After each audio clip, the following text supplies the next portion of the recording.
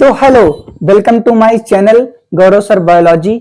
आज हम पहली बार और एक अच्छे टॉपिक पर डिस्कशन करने चल रहे हैं जिसका नाम है मेंडल का प्रयोग और नियम।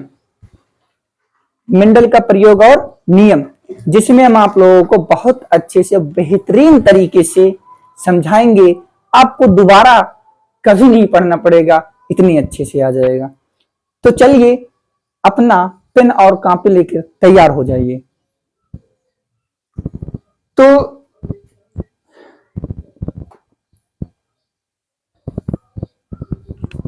हमने क्या बताया कि हम इस टॉपिक पर बात करें, किस टॉपिक पर? मेंडल का प्रयोग और नियम।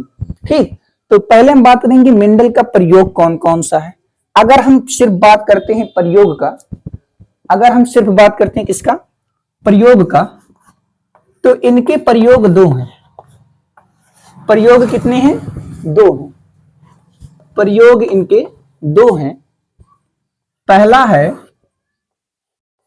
एक संकर संकरण, एक संकर संकरण।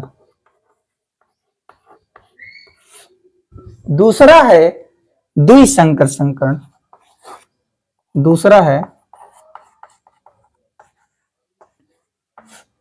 द्विसंकर संकरण। अब इन्होंने दो प्रयोग किया। पहले का नाम रखा एक संकर संकरण, दूसरे का नाम रखा द्विसंकर संकरण। ऐसा क्यों?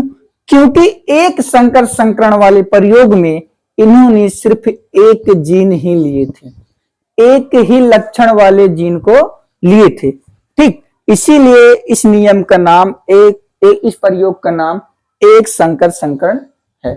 ठीक, तो सिर्फ कितने भैया? एक जीन, मतलब एक लक्षण वाले जीन को लिया था, इसीलिए इसका नाम एक संकर संकरण रखा। ठीक, जिसके आधार पर, अब नियम का बात करूं, जिसके आधार पर, मतलब एक संकर संकरण के आधार पर मेंडल ने दो नियम दिए। कितने नियम दिए? दो नियम दिए। तो पहला नियम क्या है? पहला नियम होगा प्रभाविता का नियम। पहला नियम है प्रभाविता का नियम। ठीक है, ठीक।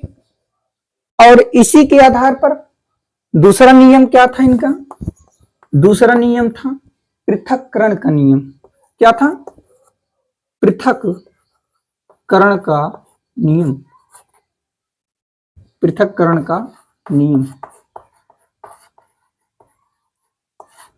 ठीक, ये एकदम क्लियर कि एक संकर संकरण के आधार पर मेंडल ने दो नियम दिए। पहला नियम प्रभाविता का नियम, दूसरा नियम पृथक्करण का नियम। ठीक, अब द्विसंकर संकरण प्रयोग के आधार पर कौन सा नियम दिए थे? तो वो नियम था स्वतंत्र अव्यूहन का नियम। क्या नाम था?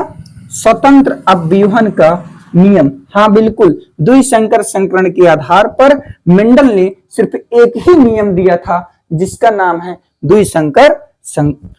जिसका नाम है स्वतंत्र अव्यूहन, जिसका नाम है स्वतंत्र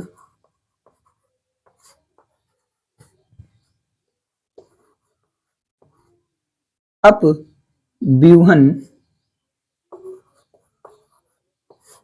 का नियम।